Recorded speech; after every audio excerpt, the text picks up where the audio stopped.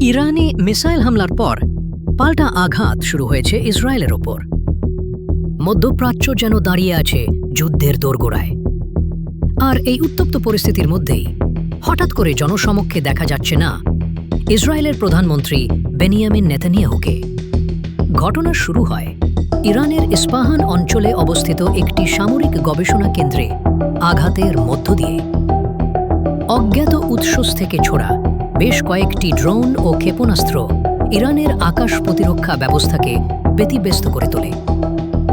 আন্তর্জাতিক পর্যবেক্ষকদের মতে এটি ছিল একটি নিখুঁতভাবে পরিচালিত অপারেশন, যার মূল লক্ষ্য ছিল ইরানের সামরিক সক্ষমতা দুর্বল করা।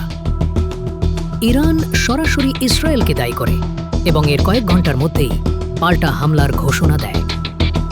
তেহরান থেকে উৎক্ষেপণ হয় একাধিক দূরপাল্লার ক্ষেপণাস্ত্র, যেগুলোর লক্ষ্য ছিল ইসরায়েলের উত্তরাঞ্চলীয় সামরিক ঘাঁটি ও রাডার স্থাপনা।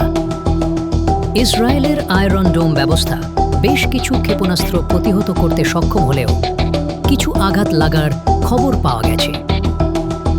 এই সংঘর্ষের মধ্যেই সবচেয়ে আলোচিত বিষয় হয়ে উঠেছে ইসরায়েলের প্রধানমন্ত্রী নেতানিয়াহুর হঠাৎ নিখোঁজ হয়ে যাওয়া।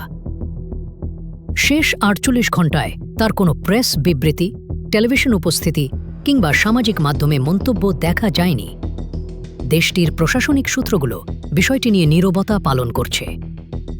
রাজনৈতিক বিশ্লেষকরা বলছেন, এই ধরনের পরিস্থিতিতে শীর্ষ নেতাদের গোপন বাংকারে সরিয়ে নেওয়া ইসরায়েলের একটি প্রচলিত কৌশল।